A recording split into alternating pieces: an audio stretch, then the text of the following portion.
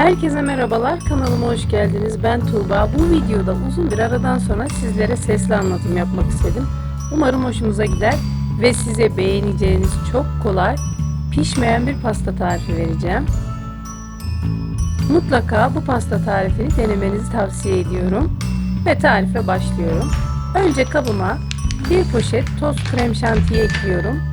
Üzerine bir çay bardağı soğuk sütü ekleyip güzelce kremamı çırpacağım. İstediğiniz kremayı kullanabilirsiniz.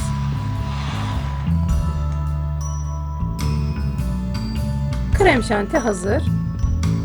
Krem şantiyi buzdolabına kaldıracağım.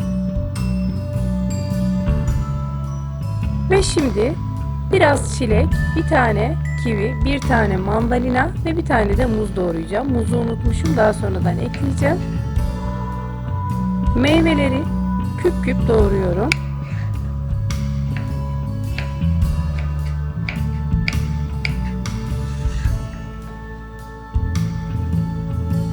Ben bu şekilde yapılan hızlı tarifleri çok seviyorum. Sizlerin de mutlaka denemesini tavsiye ederim.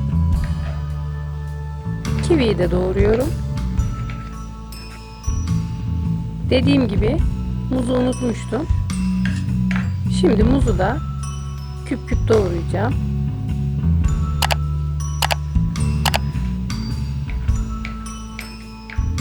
Meyvelerin hepsini doğradım.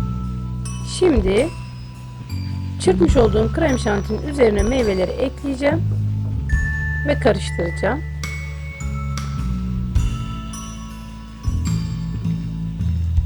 İstediğiniz meyveyi kullanabilirsiniz bu arada.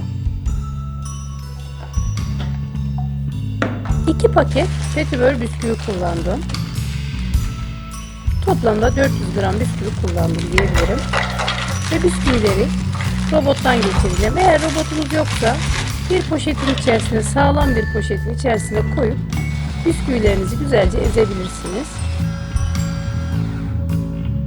Robotta tamamen un haline getirdim.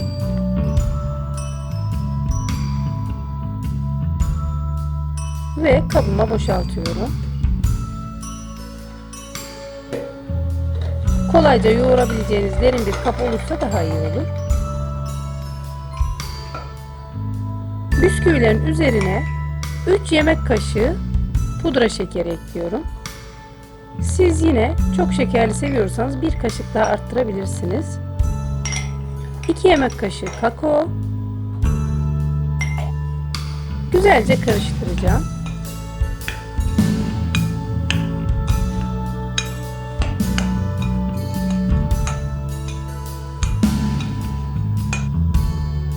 Karıştırmış olduğum bisküvilerin üzerine yaklaşık 1,5 su bardağı süt ekledim. Sütünüzü lütfen kontrollü ekleyin. Videoda da göreceksiniz zaten, ben yavaş yavaş ekledim. Yoğuruyorum, yoğurdukça süt ilave ediyorum ve kıvamına bakıp ona göre ayarlayacağım. Lütfen siz de sütü kontrollü ekleyin.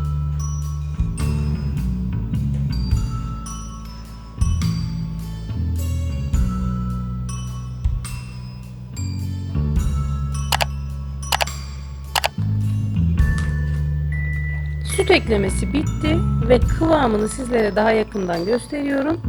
Tamamen bunun gibi olmalı.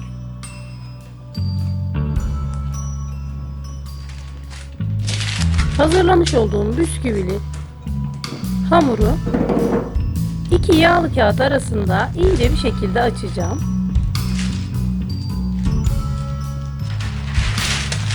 Üzerine de yağlı kağıt koyuyorum.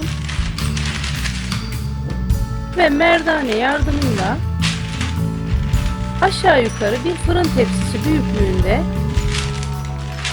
bisküvili hamuru büyüteceğim.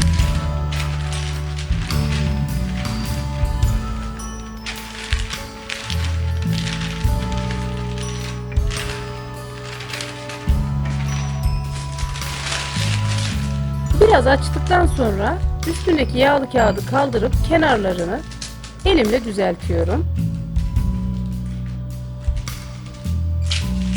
Kenarlarını elimle düzelttikten sonra üzerine tekrar bir yağlı kağıdı koyuyorum ve merdane ile iyice hamuru büyüttüm. Üzerine hazırlamış olduğum meyveli krem şantiyi güzelce süreceğim.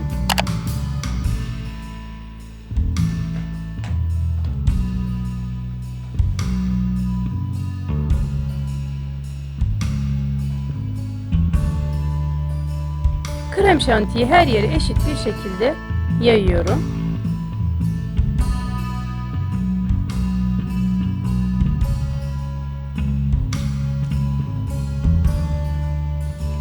Kremayı sürdükten sonra tam eşit uzunluklarda 5 parçaya bölüyorum.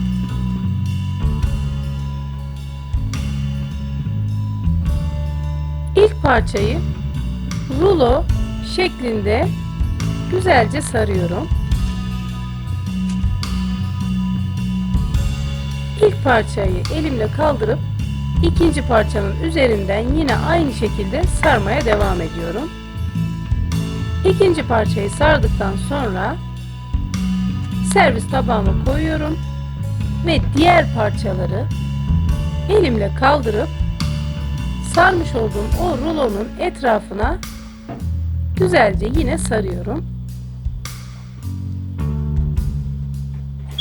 Diğer kalan parçaları da aynı şekilde pastanın etrafına sarıyorum.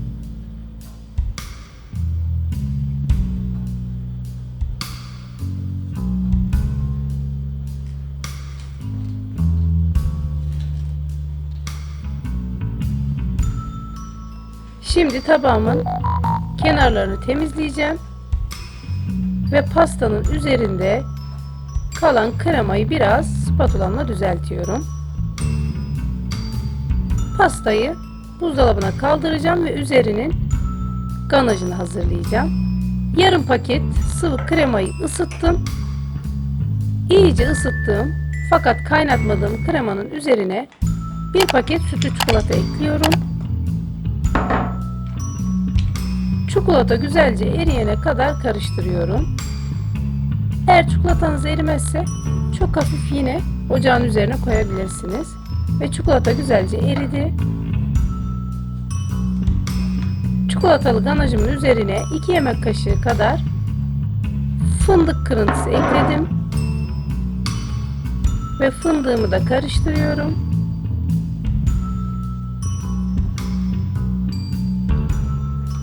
Bu şekilde olacak. Bunu pastamın üzerine güzelce yayacağım. Hafif kenarlardan akmasını istiyorum. Tamamen kenarlarını kaplamayacağım. Çünkü zaten pastanın kenarları gayet güzel gözüküyor. O yüzden üstteki ganajı hafif kenarlardan böyle aşağıya akmasını sağlayarak değişik güzel bir görüntü oluşturdum. Şimdi buzdolabında yaklaşık 1,5-2 saat pastayı bekleteceğim ve ondan sonra servise alacağım. Pastayı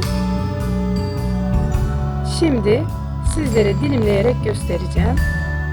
Ben yaklaşık 2 saat buzdolabında beklettim. Ve benim en sevdiğim an,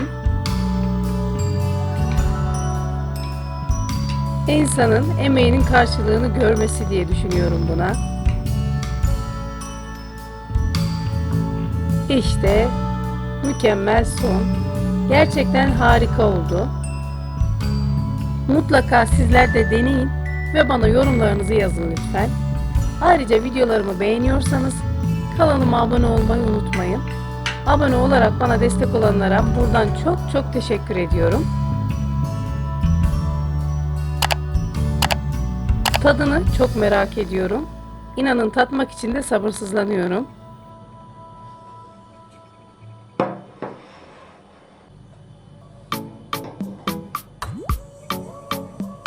Ve işte sizlere daha yakından göstereceğim.